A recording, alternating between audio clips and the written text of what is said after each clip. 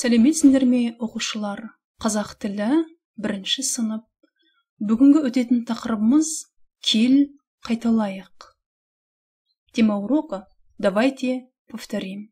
Құрметті оқушылар, біз бүгін бөлімді аяқтадық. Енді барлық тақырыптарды қайталаймыз. Ребята, мы с вами закончили раздел. Сегодня мы с вами все будем повторять. Мынау не, это что? Мынау қалам, это ручка. Мынау не, это что? Это школа. Мынау мектеп. Жақсы балалар. Сенің сыныбың қандай? Какой твой класс? Менің сыныбым үлкен. Менің сыныбым әдемі. Мой класс большой и красивый. Үлкен. Үлкен. Большой. Әдемі. Красивый. Сыныпта не бар? Что есть в классе? Сыныпта тақта бар. Үстел бар. Орындық бар. Есік бар.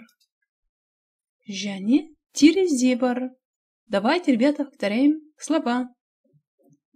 Тақта, мынау тақта, мынау үстел, мынау орындық, мынау есік, мынау терезе.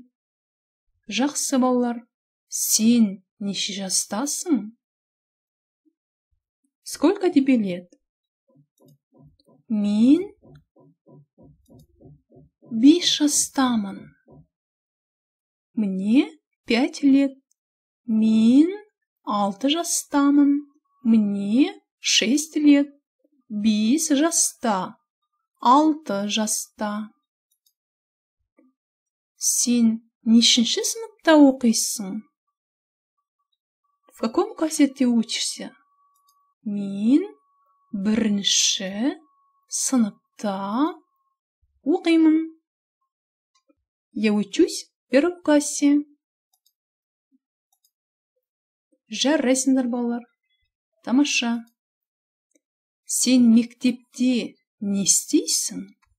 Что ты делаешь в школе? Мен мектепте жазамын. Я пишу.